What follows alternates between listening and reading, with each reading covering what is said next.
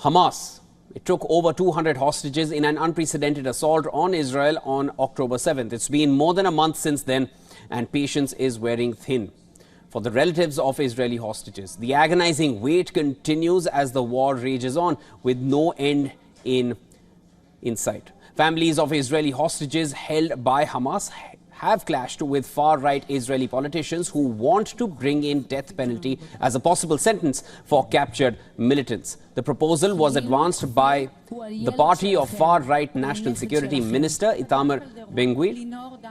Relatives of some held by Hamas told a parliamentary panel that even discussing the death penalty could have catastrophic consequences for their loved ones who are still stuck in Gaza. Some family members of Israeli hostages abducted by Hamas said that they were very disappointed after meeting with members of Israel's war cabinet on late Tuesday evening.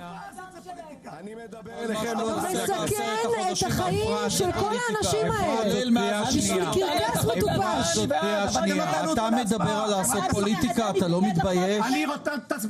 קמפייניסט. את הדיון הזה לא צריך לקיים כל עוד יש...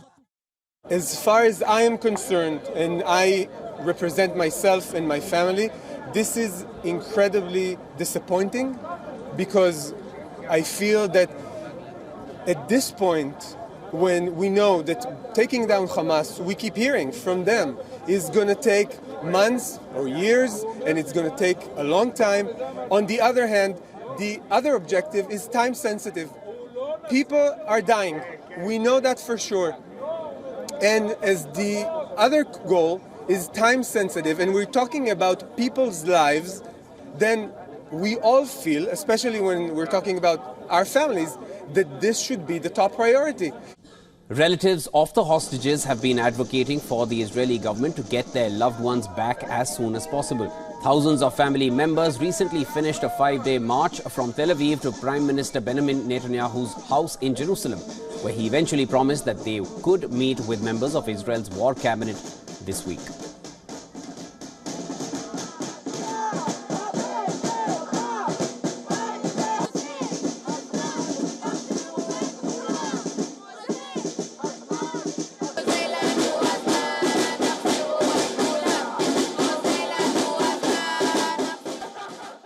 I went in with one single question, to know if all of the war cabinet supports the same stand that Gantz and Eisenkot took a couple of days ago when they met with us, when they said absolutely clear, without hesitation, that bringing out the hostages is the top priority as far as they're concerned.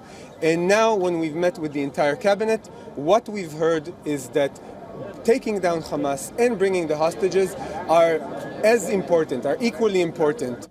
Now, the families of the Israeli and foreign hostages captive, who range in age from a few months to above 80 years of age, have united in their agony and grief and pushed for the government to bring them home. Some Israelis feel ensuring the safety of all hostages and destroying Hamas are two conflicting goals that cannot be achieved together.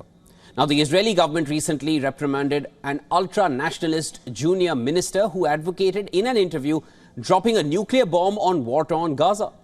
Heritage Minister Amche Eliyahu has also been suspended from government meetings until further notice. Eliyahu told Israel's Kol Barama radio he was not entirely satisfied with the scale of Israel's retaliation. When the interviewer asked whether he advocated dropping some kind of atomic bomb on Gaza to kill everyone, Eliyahu replied, "That is one option." Now, dozens of countries around the world have called on Israel to show more restraint in the war in Gaza. A smaller number have gone a step further by severing relations or making other official diplomatic protests with Israel.